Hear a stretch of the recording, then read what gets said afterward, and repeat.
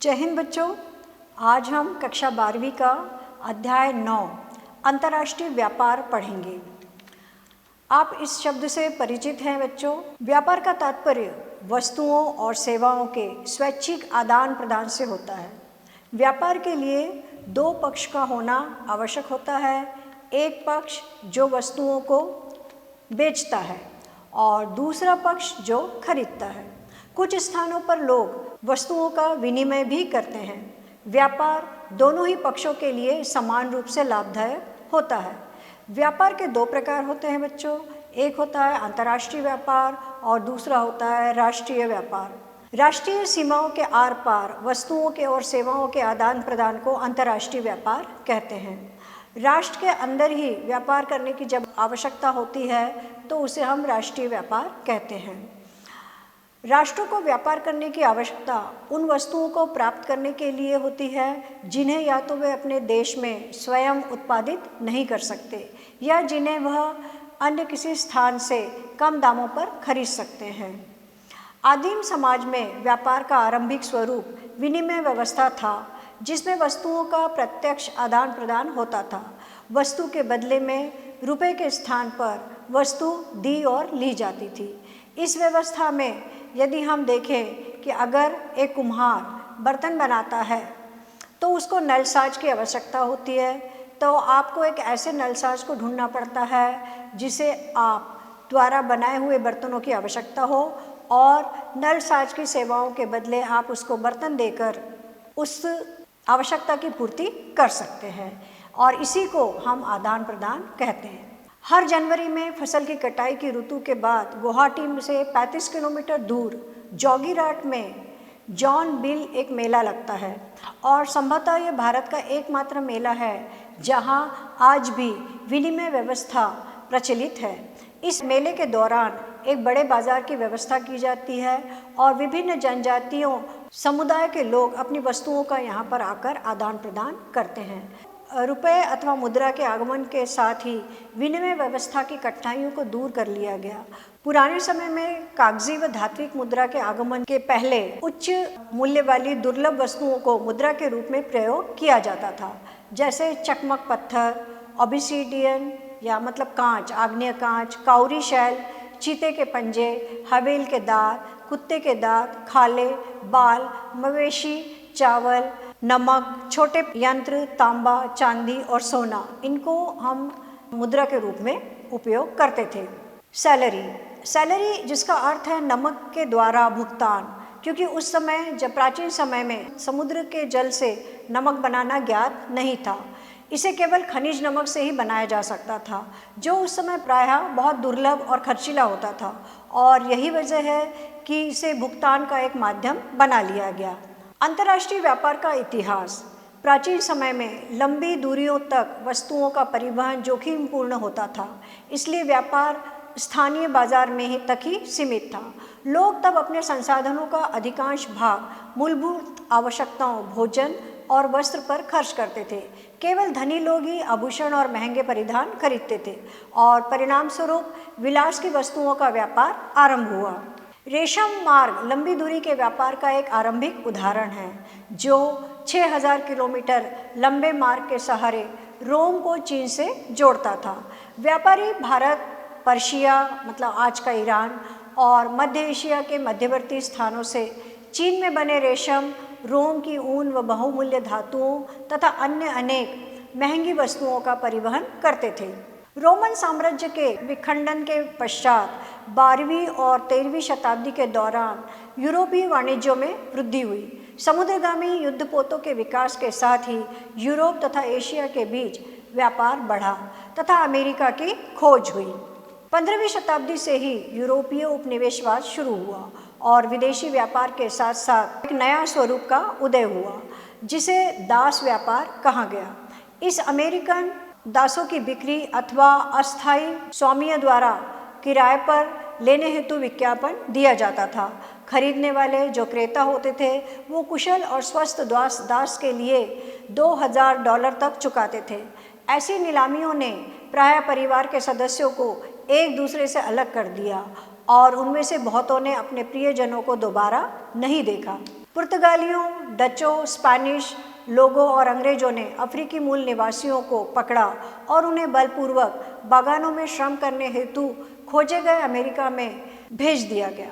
दास व्यापार 200 वर्षों से भी अधिक समय तक एक लाभदायक व्यापार रहा, जब तक कि यह 1792 में डेनमार्क में और 1808 में संयुक्त राज्य अमेरिका में पूर्ण रूप से समाप्त कर दिया गया। औद्योगिक क्रांति के पश्चात कच्चे माल जैसे अनाज, मांस, ऊन की मांग भी बढ़ने लगी, लेकिन विनिर्माण की वस्तुओं की तुलना में उनका मौद्रिक मूल्य घट गया। औद्योगिक राष्ट्रों ने कच्चे माल के रूप में प्राथमिक उत्पादों का आयात किया, मूल रूप से तैयार माल को वापस राष्ट्रों को निर्यात कर दिया। 19वीं शताब्दी के उत्तरार्ध में प्राथमिक वस्तुओं का उत्पादन करने वाले प्रदेश और अधिक महत्वपूर्ण नहीं रहे और औद्योगिक राष्ट्र एक दूसरे के मुख्य ग्राहक बन गए। प्रथम व द्वितीय विश्व युद्ध के दौरान पहली बार राष्ट्रों ने व्यापार कर और संख्यात्मक प्रतिबंध लगाए। विश्व युद्ध के बाद के समय के दौरान व्यापार व शुल्क हेतु सामान्य समझौता जैसी संस्थाओं ने, जिसे हम GATT गेट कहते हैं, और व्यापार संगठन WTO बना। शुल्क को घटाने में इसने सहायता की। अंतर्राष्ट्रीय व्यापार उत्पादन में विशिष्टीकरण का ही परिणाम है। यह विश्व की अर्थव्यवस्था को लाभान्वित करता है। यदि विभिन्न राष्ट्रों की वस्तुओं के उत्पादन या सेवाओं की उपलब्धता में श्रम विभाजन तथा विशिष्टीकरण को प्रयोग में लाए तो हर प्रकार का विशिष्टीकरण व्यापार को जन्म दे सकता है। इस प्रकार अंतर्राष्ट्रीय व्यापार वस्तुओं और सेवाओं की तुलनात्मक लाभ व हस्तांतरणीयता के सिद्धांतों पर आधारित होता गया। व्यापारिक भागीदारों को समान रूप से लाभदायक बनाने लगा। आधुनिक समय में व्यापार विश्व के आर्थिक संगठन का बच्चों बहुत बड़ा आधार है। यह राष्ट्रों की विदेश नीति से संबंधित है। सुविकसित परिवहन तथा संचार प्रणाली से युक्त कोई भी देश अंतर्राष्ट्रीय व्यापार में भागीदारी से मिलने वाले लाभों को छोड़ने का इच्छुक नहीं होता है। अंतर्राष्ट्रीय व्यापार का सबसे प्रमुख आधार है राष्ट्रीय संसाधनों में भिन्नता। भौतिक संरचना जैसे कि भूविज्ञान, उच्चावच, मृदा और जलवायु में भिन्नता के कारण विश्व के राष्ट्रीय संसाधन असमान रूप से वितरित है। भौगोलिक संरचना खनिज संसाधन के आधार को निर्धारित करती है और धरातलीय विभिन्नताएं फसलों व पशुओं की विविधता सुनिश्चित करती है। निम्न भूमियों में कृषि संभवतः अधिक होती है। पर्वत पर्यटकों को आकर्षित करते हैं और पर्यटन को बढ़ावा देते हैं। खनिज संसाधन संपूर्ण विश्व में असमान रूप से वितरित है। खनिज संसाधनों की उपलब्धता औद्योगिक विकास का आधार प्रदान करती है। जलवायु किसी दिए हुए क्षेत्र में जीवित रह जाने वाले पादप वन्य जाति के प्रकार को प्रभावित करती है। यही विभिन्न उत्पादों की विविधता को भी सुनिश्चित करती है।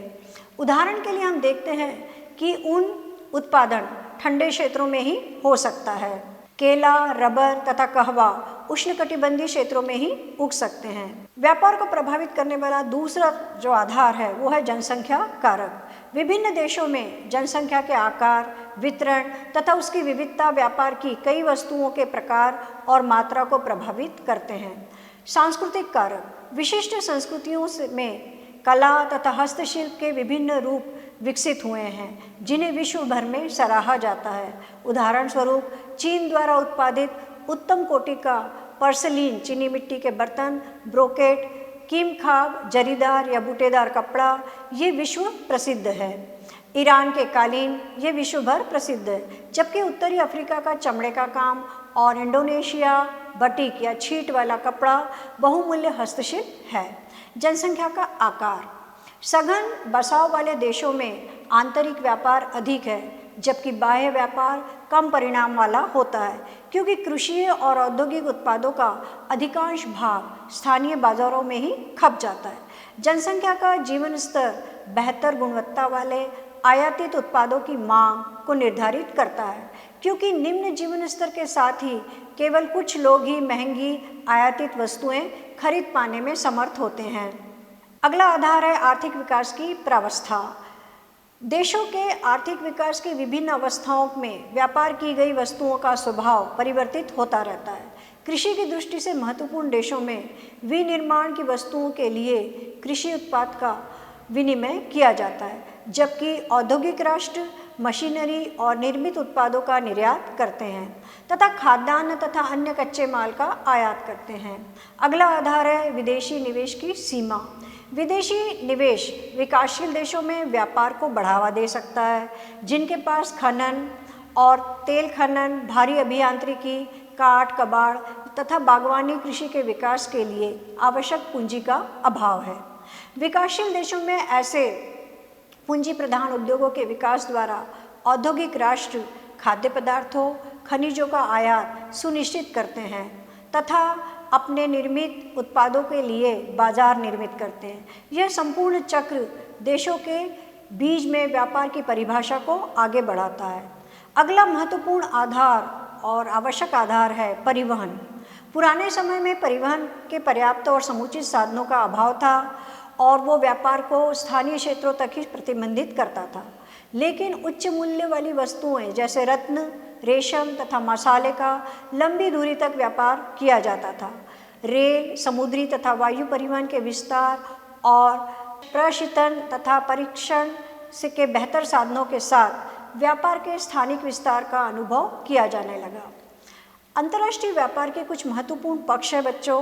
अंतर्राष्ट्रीय व्यापार के 3 महत्वपूर्ण पक्ष हैं: परिणाम, प्रखंडीय संयोजन और व्यापार की दिशा। सबसे पहला है व्यापार का परिणाम।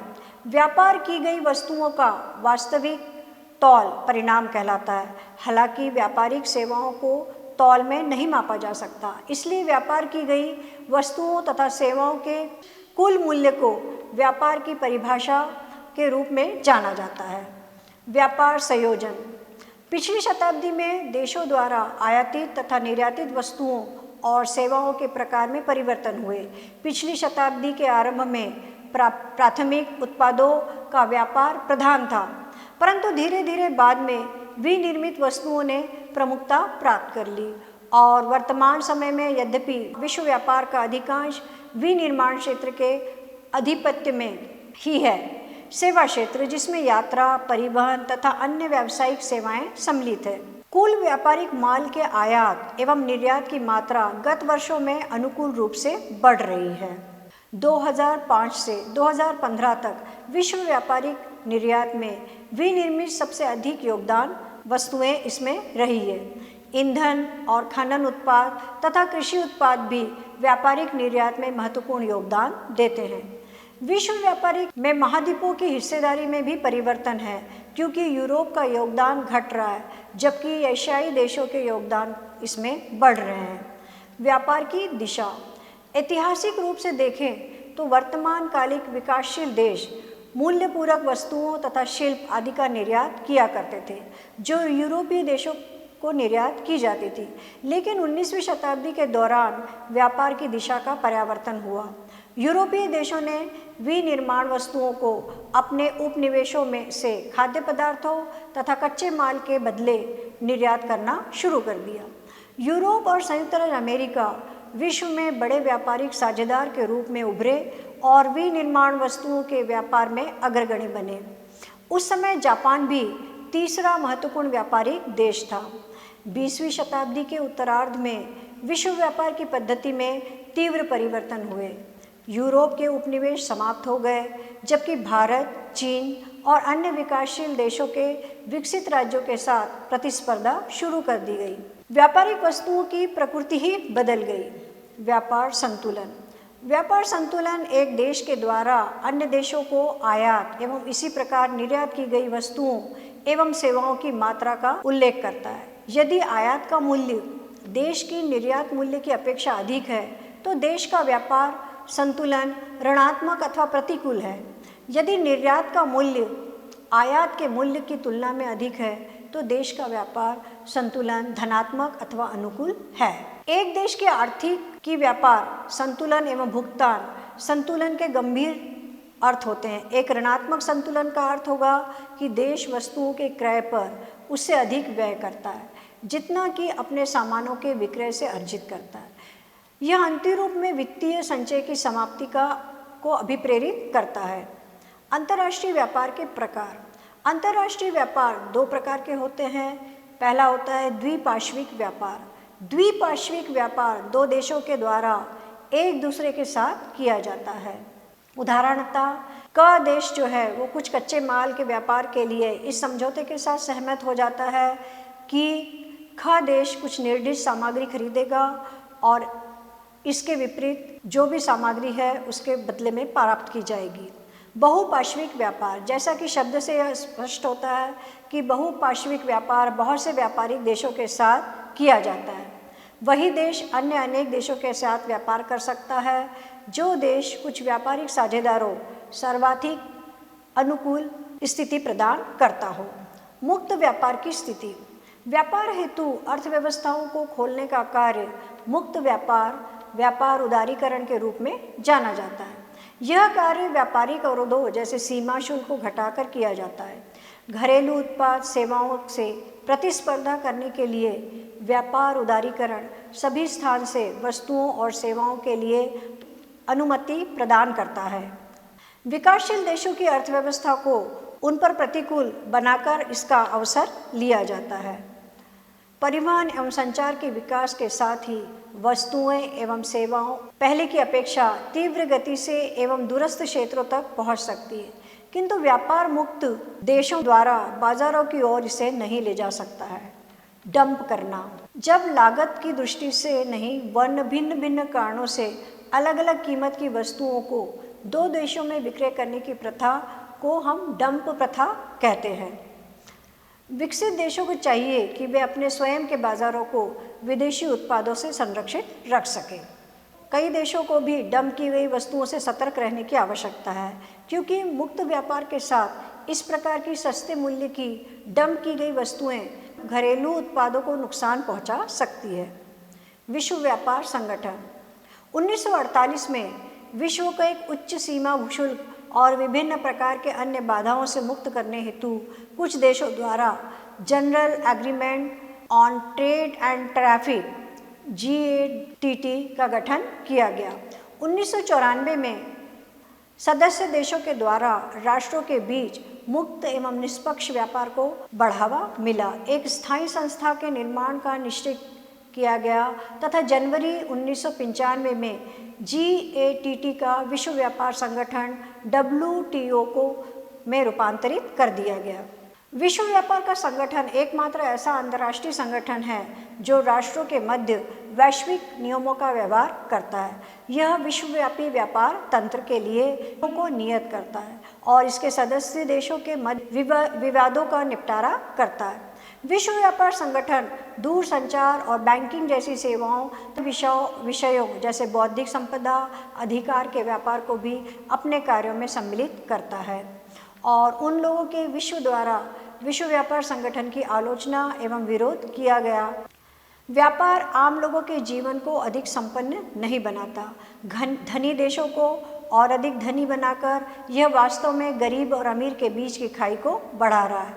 ऐसा इसलिए है विश्व व्यापार संगठन में प्रभावशाली राष्ट्र केवल अपने वाणिज्यिक हितों पर ध्यान केंद्रित करते हैं और इसके अतिरिक्त अनेक विकसित देश में अपने बाजारों को विकसित देशों के उत्पादों के लिए पूरी तरह से नहीं खोलते हैं और इसी तर्क के कारण स्वास्थ्य, श्रमिकों के अधिकार, बाल श्रम और पर्यावरण जैसी मुद्दों की उपेक्षा की जाती है।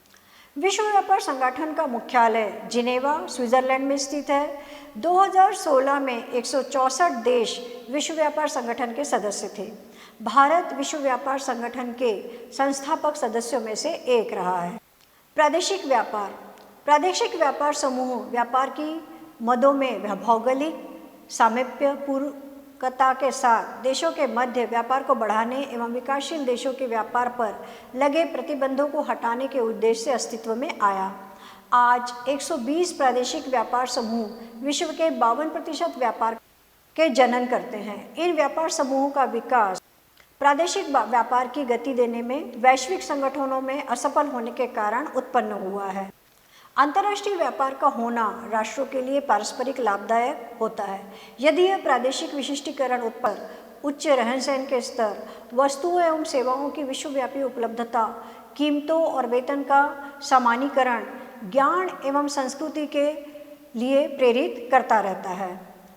अंतर्राष्ट्रीय व्यापार देशों के लिए हानिकारक भी हो सकता है यदि यह अन्य देशों पर निर्भर या विकास के असमान स्तर, शोषण और युद्ध का कारण बनने वाली प्रतिद्वंदिता की ओर उन्मुख होने लगे। व्यापी व्यापार जीवन के अनेक पक्षों को प्रभावित करता है। यह सारे विश्व में पर्यावरण से लेकर लोगों के स्वास्थ्य एवं कल्याण इत्यादि सभी को प्रभावित कर सकता है। जैसे जैसे देश अधिक व्यापार के लिए प्रतिस्पर्धी बनते जा रहे हैं, उत्पादन और प्राकृतिक संसाधनों का उपयोग भी बढ़ता जा रहा है और संसाधनों के नष्ट होने की दर उनके पुनर्भरण की दर से भी तीव्र होती है। परिणाम स्वरूप समुद्री जीवन की तीव्रता में नष्ट होने लगे हैं, वन काटे जा रहे हैं, नदी बेसिन निजी पेयजल कंपनियों को बेचे जा रहे हैं, तेल, गैस, खनन, औषधि विज्ञान और कृषि व्यवसाय में संलग्न बहुराष्ट्रीय निगम और अधिक प्रदूषण उत्पन्न करने लगे हैं और ये अपनी बनाए रखने के लिए पोषणीय विकास, सतत पोषणीय विकास के मानकों को नहीं मानते हैं और इन अपने संगठन के लाभ को ही बनाए रखते हैं। व्यापार के लिए पत्तनों का होना बहुत ही आवश्यक। अंतर्राष्ट्रीय व्यापार के प्रवेश द्वार होते हैं पत्तन। अंतर्राष्ट्रीय व्यापार की दुनिया के मुख्य प्रवेश द्वार पोताश्रय तथा पत्तन होते हैं। इन्हीं पत्तनों के द्वारा जहाजी माल तथा यात्री विश्व के एक भाग से दूसरे भाग को जाते हैं। पत्तन जहाज के लिए गोदी, लादने और उतारने तथा भंडारण हेतु सुविधाएं प्रदान करते हैं। इन सुविधाओं को प्रदान करने के उद्देश्य से पत्तन के प्राधिकारी नौगम्य द्वारा रखरखाव, रस्सों और बाजारों की व्यवस्था करने तथा श्रम एवं प्रबंधकीय सेवाओं को उपलब्ध कराने की व्यवस्था करते हैं।